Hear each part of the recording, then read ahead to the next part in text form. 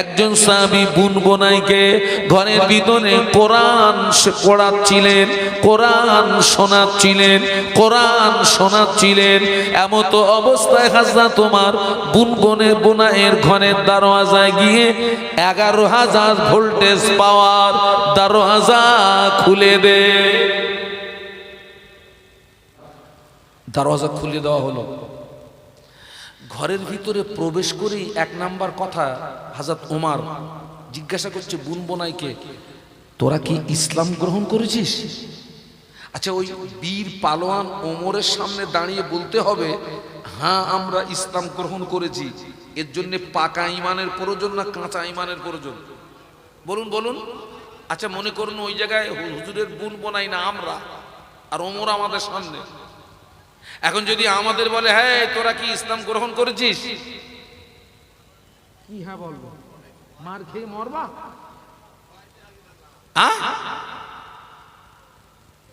আমরা হ্যাঁ দলে না দলে।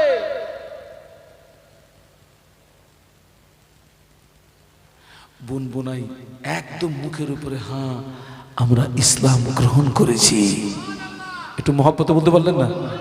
একটু মহব্বতে পারলেন না? বাস বলা শেষ, মার শুরু। আগে ধরেছে বোনাইকে, এত মার মেরেছে বোনাই টোটাল শরীরটা রক্তাক্ত হয়ে গেছে। বোন ছুটে গিয়ে বলছে ভাই রে, তোর বোনাইকে মারিস না, তুই প্রতিশোধটা আমার উপর নিয়ে নে, আমাকে মার।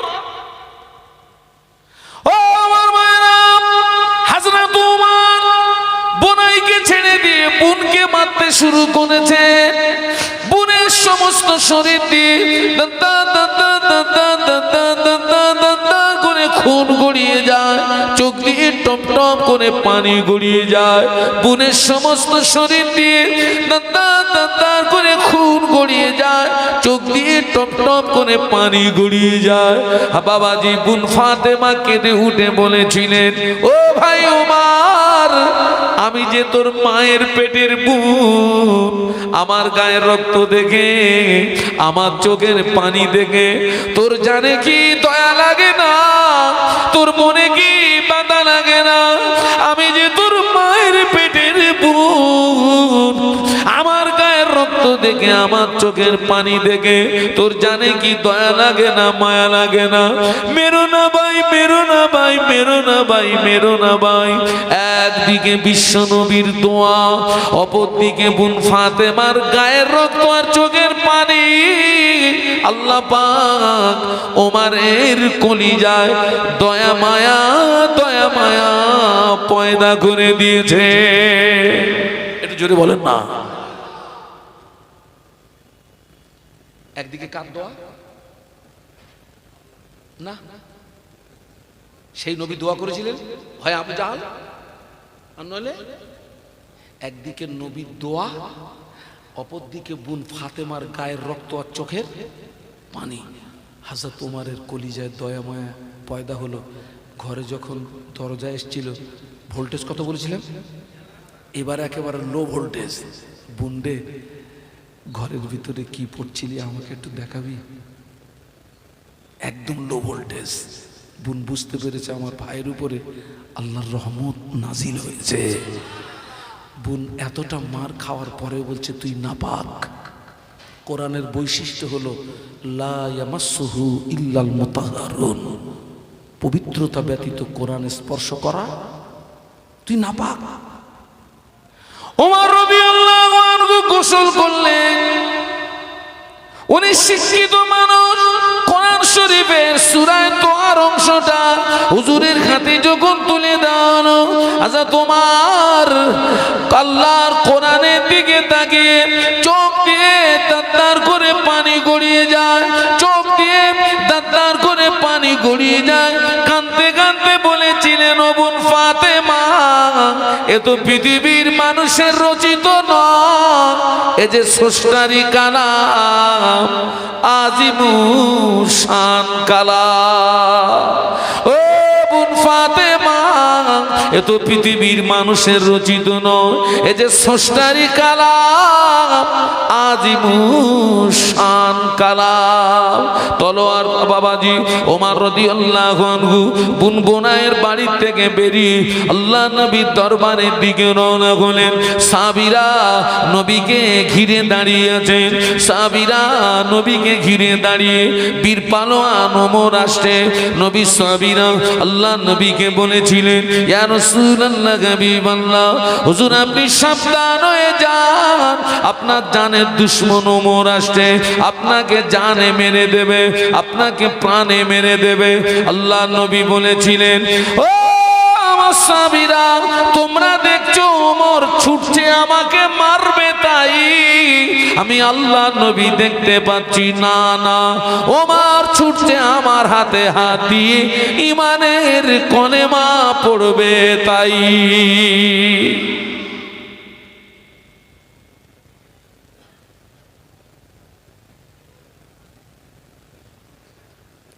ও সাহাবীরা, তোমরা দেখছো ওমর ছুটছে আমাকে মারবে, তাই না আমি আল্লাহ রসুল দেখছি ওমর ছুটছে আমার হাতে হাত দিয়ে ঈমানের কলেমা পড়বে, তাই। হযরত ওমর ছুটে গিয়ে আল্লাহ নবীর কদমে লুটিয়ে পড়েছেন।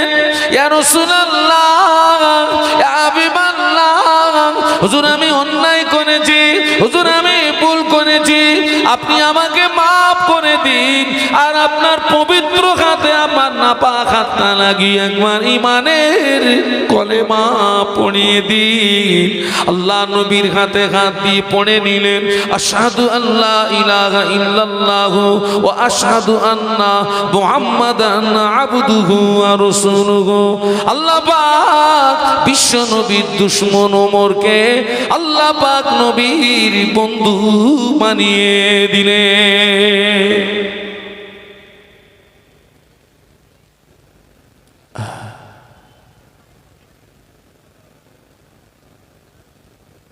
বাবা ওই পর্যন্ত রেখে দেন না বাবাজি।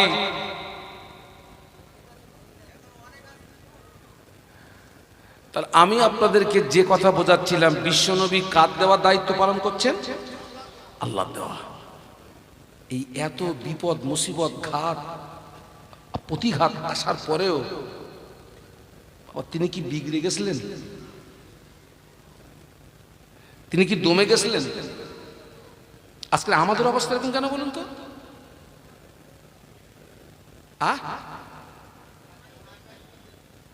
আমাদের অবস্থা এরকম কেন?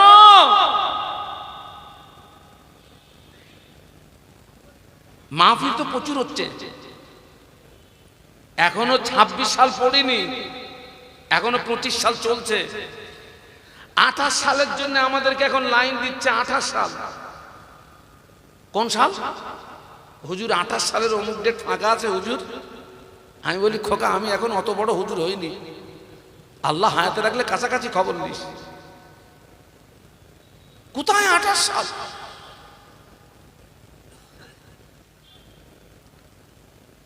মাহফিল প্রচুর হচ্ছে,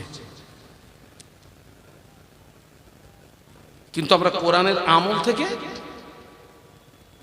অনেক দূরে সরে গেছি ভাই। কি করে সোজা হবে সমাজ? কি করে সোজা হবে?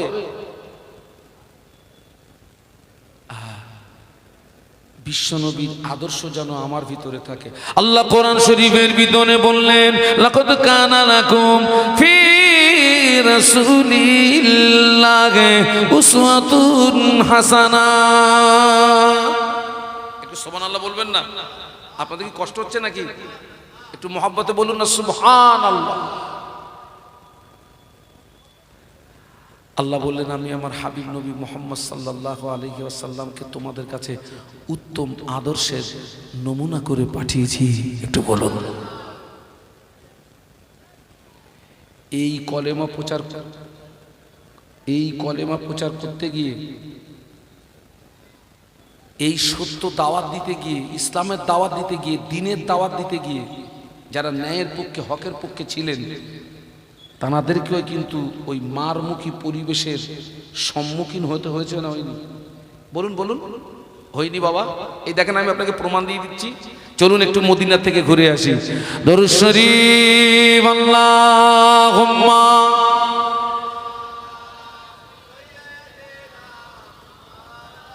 माशाल्लाह।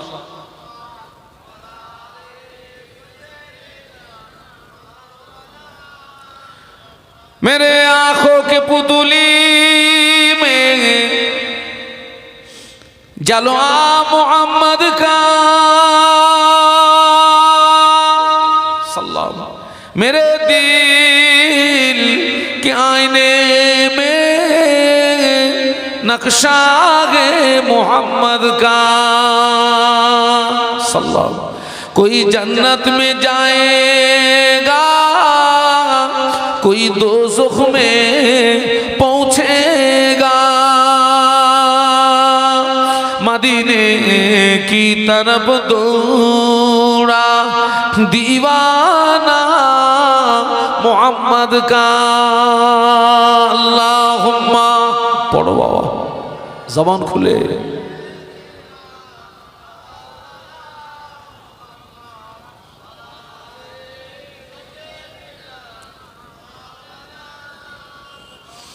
पैगंबरों का रोज़ा दिखा दे खुदाया, दरे मुद्दत से मिला दे खुदाया, शराबे मोहब्बत पिला दे खुदाया, पैगंबरों का रोज़ा दिखा दे खुदाया। अल्लाहुम्मा ছেলেরা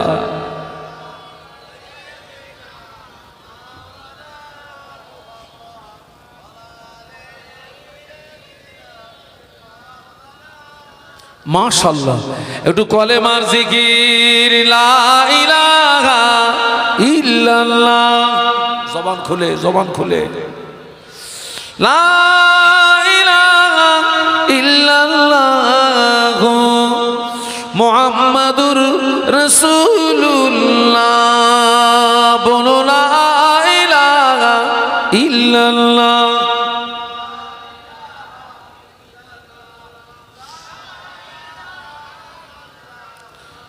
মুহাম্মাদুর রাসূলুল্লাহ।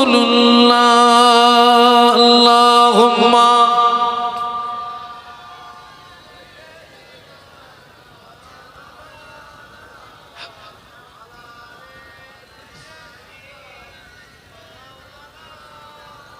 বলুন সকলে আল্লাহু আকবার। আর মহব্বতে এই হিন্দুস্তানের জমিনে সর্বপ্রথম কলেমার দাওয়াত দিয়েছিলেন কে? খাজা মাইনুদ্দিন চিশতি আজমিরি রহমাতুল্লাহ আলাইহি। খাজা মাইনুদ্দিন চিশতি হুজুরের দরবারে কারা কারা গেছেন একটু হাত তুলে দেখান তো। আলহামদুলিল্লাহ। এই ছেলেরা তোরা তো সব আমাদের ঘরের অনেক ছেলেরা তো সব বছরে একবার করে দীঘায় যায়। আমি বলি খোকা দীঘায় টিকায় যা গেছিস আর ওদিকে যাস না,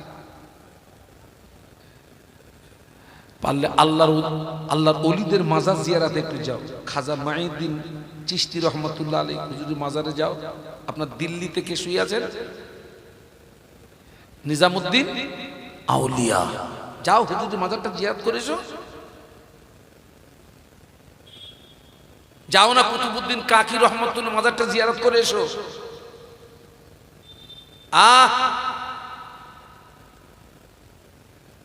আমি মাহফিলে গেলাম রাজস্থান জয়পুরে। কোথায় বললাম? রাজস্থান জয়পুর। ওটা জয়পুর না, জয়পুর থেকে আরো আমাকে আপনার 4 চাকাতে অনেক নিয়ে গেল। আপনার জায়গাটার নাম ছিল আপনার শিখর। শিখর শিখর ওখানে মাহফিলে গেলাম।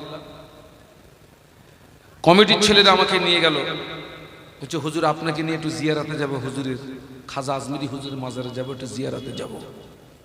আমি বললাম চলেন, ওরা আমাকে নিয়ে গেল। খাজা মাইনুদ্দিন চিশতি আজমিরি রহমাতুল্লাহ আলাইহি হুজুরের পীরের নাম কি? কে মুরব্বীরা? খাজা আজমিরি হুজুরের পীরের নাম কি? হযরত উসমান হারুনি রহমাতুল্লাহ আলাইহি। হযরত উসমান বলুন হারুনি রহমাতুল্লাহ আলাইহি। খাজা আজমিরি রহমাতুল্লাহ আলাইহির পীরের নাম হচ্ছে হযরত উসমান হারুনি। পীর এবং মুরিদ দুইজন একসঙ্গে গেছেন হজ পাকে। একটু সুবহানাল্লাহ বলেন। আমার মুজাদ্দেদে জামান আর আল্লামা হুজুর একসঙ্গে কোথায় গেছিলেন? হজ পাকে গেছিলেন। পীর মুরিদ যাচ্ছেন হজ পাকে। হ্যাঁ, খাজা আজমিরি রহমাতুল্লাহ আলাইহি পীর উসমান হারুনি রহমাতুল্লাহ আলাইহি চলে গেলেন মক্কা শরীফে। আল্লাহর খানায় কাবা তওয়াফ করলেন, মাকামে ইব্রাহিমের নামাজ পড়লেন, জমজমের পানি পান করলেন, সাফা মারওয়া সাই করলেন, মিনা মুজদালিফা আরাফাত অবস্থান করলেন। মক্কা থেকে হজের কাজ সমাধা করে মদিনা শরীফে চলে গেলেন। আল্লাহ নবীর মাজার জিয়ারতের জন্য চলে গেলেন। আল্লাহ নবী বললেন মানজারা কবরি বাদা ওয়াফাতি ফাকান্নামা দারানি ফি হায়াতি। আল্লাহ নবী বললেন আমি রাসূলুল্লাহ আমার ইন্তেকালের পরে আমার মাজারটা যে জিয়ারত করলো, আমার কবরটা যে জিয়ারত করলো, আমি আল্লাহ নবী বলছি ওই ব্যক্তিটা জানো আমার জীবিত অবস্থায় আমার সঙ্গে তার দিদার নসিব হলো। আল্লাহ নবী বললেন মানজারা কবরি ওয়াজাবাত লাহু শাফাআতি। আল্লাহ নবী বললেন আমার ইন্তেকালের পরে আমার কবরটা যে জিয়ারত করলো, আমার মাজারটা যে জিয়ারত করলো, আমি আল্লাহ নবী বলছি কিয়ামতে ময়দানে ওই ব্যক্তির জন্য সুপারিশ করাটা আমি রাসূলুল্লাহর পক্ষে ওয়াজিব হয়ে গেল। খাজা আজমিরি রহমাতুল্লাহ আলাইহি পীর উসমান হারুনি রহমাতুল্লাহ আলাইহি মদিনা শরীফে গিয়ে আল্লাহ নবীর মাজার মুকাদ্দাসের পাশে দাঁড়িয়ে সালাম দিলেন, আসসালামু আলাইকা আইয়ুহান নাবিয়্যু ওয়া রাহমাতুল্লাহি ওয়া বারাকাতুহু, আসসালাতু আসসালামু আলাইকা রাসূলুল্লাহ, আসসালাতু আসসালামু আলাইকা হাবিবাল্লাহ। সালাম দেওয়া শেষ। আল্লাহ নবী মাজার মুকাদ্দাসের ভিতর থেকে যে সালামের জবাব দিয়েছিলেন খাজা আজমিরি রহমাতুল্লাহ আলাইহি পীর উসমান হারুনি রহমাতুল্লাহ আলাইহি আল্লাহ নবীর সালামের জবাব নিজে কানে শুনতে পেয়েছিলেন। আল্লাহ নবী সালামের জবাব দিয়ে বলেছিলেন ও বাবা মাইনুদ্দিন মদিনার জমিনে থাকতে হবে না, হিন্দুস্তানের জমিনে চলে যাও। আমি রাসূলুল্লাহ হিন্দুস্তানের জমিনে কলেমা দাওয়াত দিতে পারলাম না, তুমি হিন্দুস্তানের জমিনে চলে গিয়ে আমি রাসূলুল্লাহর হয়ে কলেমা দাওয়াত দিতে শুরু করো। খাজা আজমিরি রহমাতুল্লাহ আলাইহি বললেন হুজুর আমি মদিনাতে এসেছি, আমার মনে বড় আশা আপনাকে সালাম দেব, আপনার মাজার জিয়ারত করব, আপনার মসজিদে নামাজ পড়ব, আমার হৃদয় ঠান্ডা হবে। আপনি কেন আমাকে হিন্দুস্তানে চলে যেতে বলছেন? আল্লাহ নবী বলেছিলেন ও বাবা মাইনুদ্দিন মদিনার জমিনে যদি থাকো আমাকে যদি সালাম দাও, আমার মাজার যদি জিয়ারত করো, আমার মসজিদে যদি নামাজ পড়ো, আমার দিদার যদি না পাও, আমার দেখা যদি না পাও, তোমার হৃদয় কি ঠান্ডা হবে নাকি? না ইয়া রাসূলুল্লাহ, আপনার দিদার যদি না পাই আমার কলিজা ঠান্ডা হবে না। আল্লাহ নবী বললেন ও বাবা মাইনুদ্দিন হিন্দুস্তানের জমিনে চলে গিয়ে আমি রাসূলুল্লাহর হয়ে কলেমা দাওয়াত দিতে থাকো। আমি আল্লাহ নবী আমি হিন্দুস্তানের জমিনে তোমাকে দেখা দেব।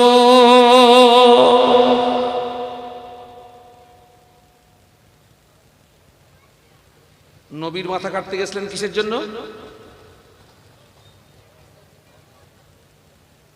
দেখুন এই খাজা আজমিরি হুজুরের হাতে হাত দিয়ে এই হিন্দুস্তানের 90 লক্ষ মানুষ ইমানের কলেমা পড়ে মুসলমান হয়েছিলেন। খাজা আজমিরি হুজুরের এন্ট্রিতে দাঁড়িয়ে গেল কে মনে নেই? পিতৃরাজ, তার আপনার সহচর, তার সহচররা কি করলো? তারা টার্গেট করছে কিভাবে এই মুসলমান ফকিরটাকে মেরে দেওয়া যায়। আগা আমার নবীকে মারতে গেছিল কে? পেরেছিল? কে হেফাজত করেছে? এই দেখেন লাইনটা, দেখেন লাইনটা দেখেন। বাবা পিতৃরাজের সহচররা টার্গেট করছে কিভাবে এই মুসলমান ফকিরটাকে মারা যায়। তবে ওরা ভালোভাবে দেখলে লাইন একটা আছে। এই মুসলমান ফকিরটা যখন নামাজ পড়ে, যখন সেজদায় চলে যায়, বাবা সেজদায় যখন যে মানুষটা যাবে সে কি আর দেখতে পাবে কিছু? ঠিক ওই সময় পাথর চাপা দিয়ে আল্লাহর ওলিদের নামাজ আর আমাদের নামাজ এক, নামাজ এক, পড়ার ধরন আলাদা। আমাদের অধিকাংশ মানুষ নামাজ পড়ে কিন্তু নামাজ হয় না, নামাজ হয় না। আল্লাহ রসুল বলেছেন সল্লু কামা রয় তুমনি সল্লি, নামাজ পড়ো ওইভাবে যেভাবে আমাকে পড়তে দেখো। সুবহানাল্লাহ বলো। আমাদের সবচেয়ে বেশি ব্যস্ততা হয় কোথায় বলুন তো? বাস্তব না বাস্তব? সবচেয়ে বেশি ব্যস্ততা কোথায়? মসজিদের ভিতরে ঢুকলে ছটপট ছটপট ছটপট ছটপট ছটপট বেরোবি কখন?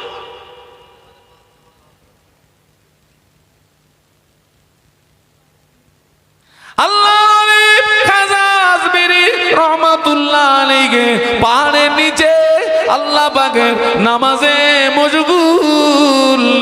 সুবহানাল্লাহ বলতে পারলেন না? মহব্বতে বলতে পারলেন না? পাহাড়ের নিচে আল্লাহ পাকের নামাজে মশগুল, সিজদায় চলে গিয়েছেন। পিতৃরাজের সহচরেরা পাহাড়ের চূড়া থেকে বিশাল একটা পাথর কেটে ফেলে দিল। টার্গেটটা হলো মুসলমান ফকিরকে পাথর চাপা দিয়ে মেরে দেবো। হিন্দুস্তানের জমিনে কলেমার দাওয়াত দেওয়ার মতো আর কেউ থাকবে না। ওই পাথরটা গড়াতে গড়াতে আল্লাহর ওলি খাজা আজমিরি রহমাতুল্লাহ আলাইহির মাথায় পড়ার মতো উপক্রম হলো। নজর পড়ে গেল আল্লাহর ওলি সঙ্গে সঙ্গে হাতের দুটি আঙুল বিশাল পাথরের গায়ে স্পর্শ করার সঙ্গে সঙ্গে আল্লাহর হুকুমে বিশাল পাথরটা পাহাড়ের গায়ে দাঁড়িয়ে গেল। যদি বলেন না,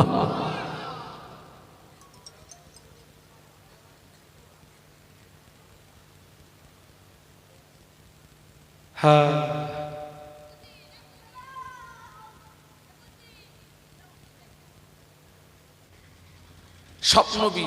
স্বপ্নবী রাসূলের দাওয়াত একটাই, লা ইলাহা। মুসা নবী, ঈসা নবী, নূহ নবী, দাউদ নবী, লূত নবী, এনারা ছিলেন এলাকা ভিত্তিক নবী। কি নবী? মুসা নবী, ঈসা নবী, নূহ নবী, দাউদ নবী, লূত নবী, এনারা ছিলেন এলাকা ভিত্তিক নবী।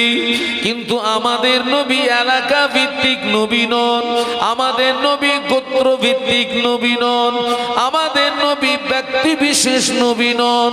আমাদের নবী ছিলেন ওয়ার্ল্ডের নবী, তথা আমাদের নবী ছিলেন বিশ্ব নবী।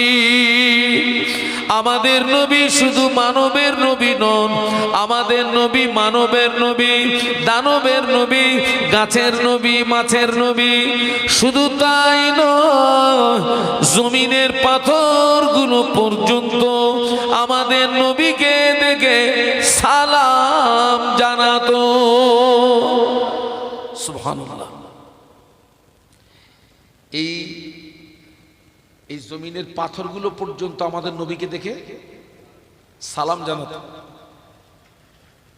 সেই নবী আসলেন 570 খ্রিস্টাব্দ 12 রবিউল আউয়াল সুবহে সাদেক। আমার দিকে তাকান। বিশ্ব নবীর যুগটাকে, আমার দিকে তাকান, বিশ্ব নবীর যুগটাকে ইউরোপের ঐতিহাসিকরা মূর্খের যুগ হিসাবে আখ্যায়িত করেছিলেন। কি যুগ? মূর্খের যুগ, অন্ধকারের যুগ, বর্বরতার যুগ। কেন আমাদের নবীর যুগকে মূর্খের যুগ বলা হতো? কেন আমাদের নবীর যুগটাকে অন্ধকারের যুগ বলা হতো? কেন আমাদের নবীর যুগকে বর্বরতার যুগ বলা হতো? কেন? এজন্য বলা হতো, ওই যুগের মানুষেরা এক স্রষ্টাকে ভুলে গিয়ে তারা শত শত দেবদেবীর উপাসনা করত। কেউ ছিল সূর্য উপাসক, কেউ ছিল তারকা উপাসক, কেউ ছিল অগ্নি উপাসক। বিশাল একটা দল তারা সূর্যকে পূজা করত, বিশাল একটা দল তারা তারকা পূজা করত, বিশাল একটা দল তারা আগুন পূজা করত। সব কোরআন শরীফে বিদ্যমান।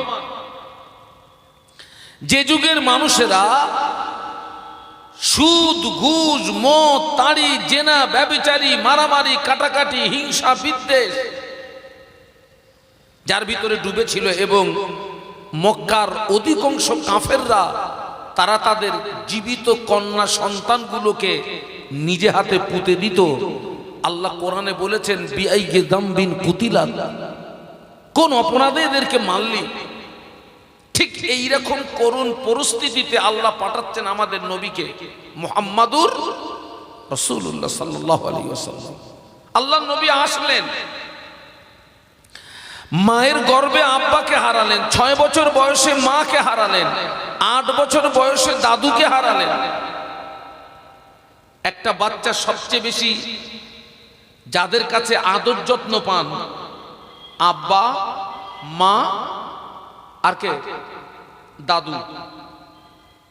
মায়ের পেটে থাকতে তিনি আব্বা হারিয়ে ফেললেন, 6 বছর বয়সে মা হারিয়ে ফেললেন, 8 বছর বয়সে দাদু হারিয়ে ফেললেন। এখন তিনি আছেন চাচার তত্ত্বাবধানে। কোন চাচা বলুন তো? কোন চাচা? আবু জেহেলের, আবু তলেবের তত্ত্বাবধানে। সবাই মিলে বলুন, কোন চাচা? আবু তলেব। এই আবু তলেব হচ্ছেন ওই জমানার কাবার মোতাওয়াল্লি। আপনাদের মসজিদের একজন মোতাওয়াল্লি আছে না? তো আবু তলেব ছিলেন ওই জমানার কাবার মোতাওয়াল্লি। তিনি ছিলেন হাসিম বংশের নেতা। এক কথায় তিনি একজন সম্মানীয় মানুষ, পাওয়ারফুল মানুষ। ওই আবু তলেবের তত্ত্বাবধানে থাকাকালীন তিনি 40 বছর বয়সে নবুয়ত পেলেন। একটু বলুন সুবহানাল্লাহ। এই জায়গাটা একটা বিষয় একটু পরিষ্কার হন, যে আমাদের নবী 40 বছরের আগ পর্যন্ত তিনি কিন্তু দায়িত্বপ্রাপ্ত নবী নন। 40 বছরে যখন নবুয়ত পেলেন, 40 বছর বয়সে যখন তিনি নবুয়ত পেলেন, এখন তিনি আল্লাহর পক্ষ থেকে কি পেয়ে গেলেন বলুন? এখন তিনি আল্লাহর পক্ষ থেকে দায়িত্ব পেয়ে গেলেন। কিসের দায়িত্ব? নবুয়তের দায়িত্ব, রিসালাতের দায়িত্ব। তিনি এখন দায়িত্বপ্রাপ্ত নবী। 40 বছর বয়সে তিনি যখনই দায়িত্ব পেয়ে গেলেন, দায়িত্ব পেয়েই বিশ্বনবী মুহাম্মাদুর রাসূলুল্লাহ সাল্লাল্লাহু আলাইহি ওয়াসাল্লাম তিনি কিন্তু আর বসে থাকলেন না। ওই যে আল্লাহ নবীদেরকে পাঠিয়েছেন কিসের জন্য বলুন? বলুন। হ্যাঁ, তিনি দায়িত্ব পেয়ে যখনই তিনি নবুয়তের দায়িত্ব পেয়ে গেলেন, নবুয়ত পেয়ে গেলেন, রিসালাত পেয়ে গেলেন, আর তিনি ঘরে বসে থাকলেন না। কি করলেন? 3 বছর গোপনে গোপনে আত্মীয় স্বজন, বন্ধু বান্ধবের কাছে আল্লাহ পাকের একাত্মবাদের দাওয়াত পৌঁছে দিলেন। একটু সুবহানাল্লাহ বলুন। 3 বছর গোপনে গোপনে, 3 বছর পরে তিনি প্রকাশ্য ময়দানে নামলেন। বলুন সুবহানাল্লাহ। 3 বছর পরে তিনি প্রকাশ্য ময়দানে নামছেন। আচ্ছা বলুন তো, ওই জমানায় প্রকাশ্য দাওয়াত দেওয়াটা সহজ না কঠিন? কিরকম কঠিন বাবা? আবু জাহাল, আবু লাহাব, উতবা, সায়বা, এদের নাম শুনে যেন হালকা পাতলা মনে করবেন না। আবু জাহালের ভয়ে মক্কার মানুষরা থরথর করে কাঁপতো। ঠিক আমি আপনাদেরকে কথাটা এভাবে বলতে পারি, একটা প্রতিষ্ঠিত রাজ ক্ষমতার বিরুদ্ধে আল্লাহ আমাদের নবীকে একা নামিয়েছেন। একটু সুবহানাল্লাহ বলুন। একটা প্রতিষ্ঠিত রাজ ক্ষমতার বিরুদ্ধে বিশ্ব নবী একা। আল্লাহ নবী যখন প্রকাশ্য কলেমার দাওয়াত দিতে লাগলেন, দেখতে পাওয়া গেল কুফারে কুরাইশদের ভিতর থেকে 2 জন 5 জন করে তারা অপ্রকাশ্য আল্লাহ নবীর কাছে হাত দিয়ে ঈমানের কলেমা পড়ে মুসলমান হয়ে যায়। একটু মহব্বতে বলেন না। আল্লাহ নবী প্রকাশ্য দাওয়াত দিচ্ছেন, আর কুফারে কুরাইশদের ভিতর থেকে 2 জন 5 জন করে তারাও প্রকাশ্য ইসলাম গ্রহণ করছে। সুবহানাল্লাহ। এই দৃশ্যটা যদি আবু জাহাল, আবু লাহাব, উতবা, সায়বার দৃষ্টিগোচর হয়, সন্তুষ্ট হবে না রেগে যাবে? কি নাম রাখবে?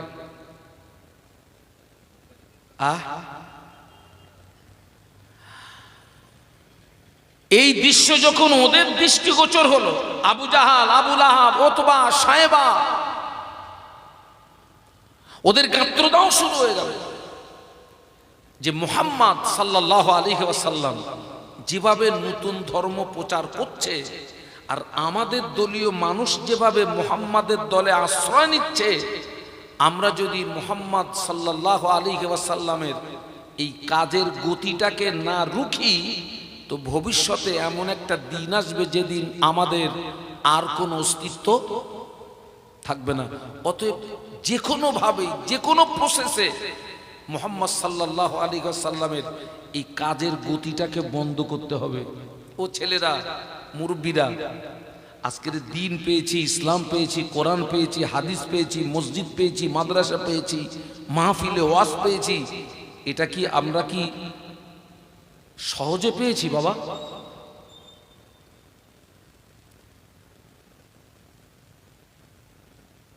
এ দিন ইসলাম, মাহফিলে ওয়াজ এই পর্যন্ত আসতে গিয়ে বিশ্ব নবীকে কত কষ্ট স্বীকার করতে হয়েছে জানেন? কত মার খেতে হয়েছে জানেন? গায়ের রক্ত দিতে হয়েছে জানেন? হাজার হাজার সাহাবীর জীবন কুরবান দিতে হয়েছে। তারপরে আমরা দিন পেয়েছি, ইসলাম পেয়েছি, মাহফিলে ওয়াজ পেয়েছি। আজকের দুঃখ আফসোস, সেই দিন ইসলাম আমাদের মতো এক শ্রেণীর মুসলমানের দ্বারাতে উপকার হচ্ছে না ক্ষতি হচ্ছে? একটু জোরে বলুন। আহারে, আবু জাহাল, আবু লাহাব, উতবা সাহেব, ওরা এই দৃশ্যটা দেখে এত পরিমাণে ওরা রেগে গেল। আমি যদি কোনো অপরাধ করি, গ্রামের মানুষ আগে নালিশ জানাবে কার কাছে? বলুন। আমার বাপের কাছে। আব্বা যদি না থাকে, বলেন না, কথা বলেন। আব্বাও নেই, দাদুও নেই, চাচা আছে, নালিশ জানাবে তো চাচার কাছে। তো আল্লাহর রসুল এখন কার তত্ত্বাবধানে আছেন? চাচার তত্ত্বাবধানে। আল্লাহ নবী কলেমা প্রচারে বেরিয়ে পড়েছে।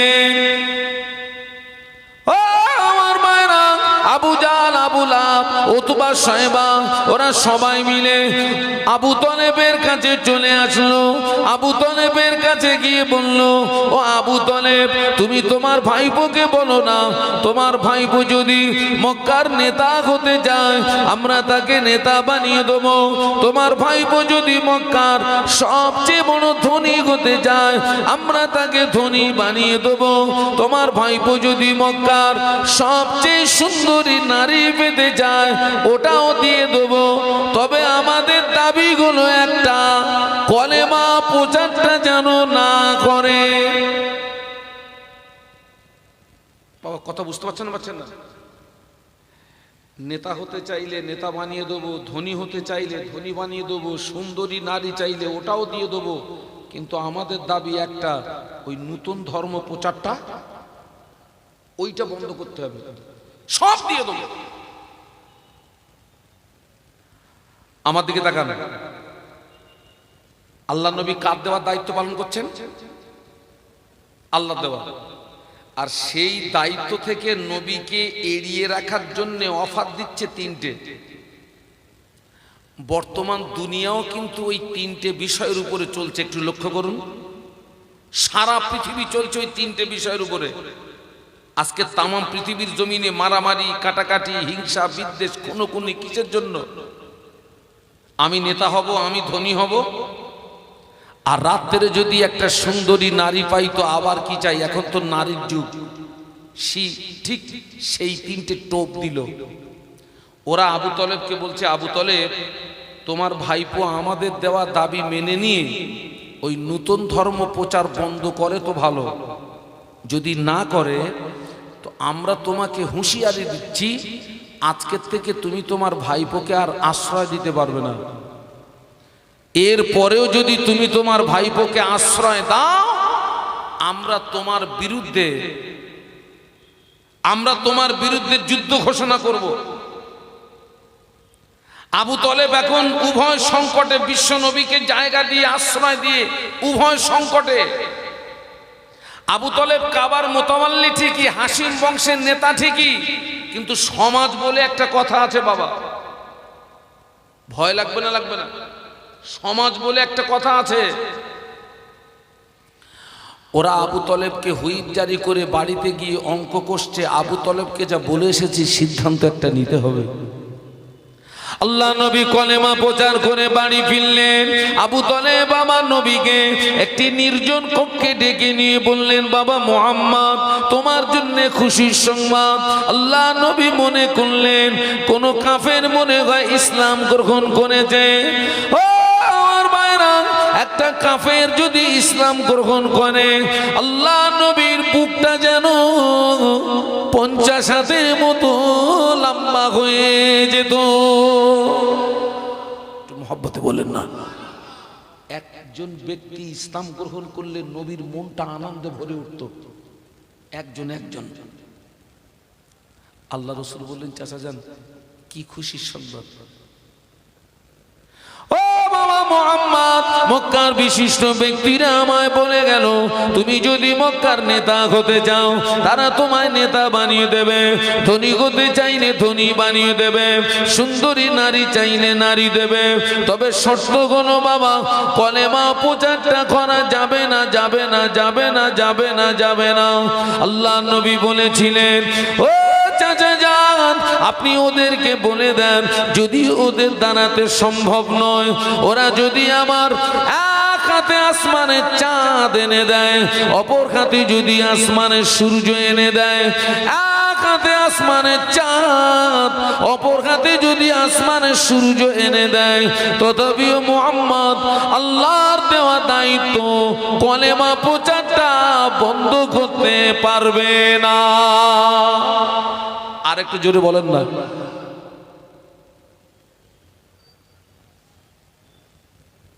আচ্ছা ভাই,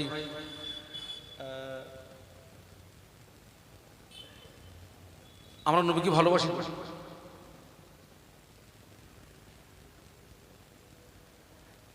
নবীকে ভালোবাসার দাবিদার হতে গেলে নবীর ওই আদর্শটা আমাদের মধ্যে থাকার দরকার আছে না নেই?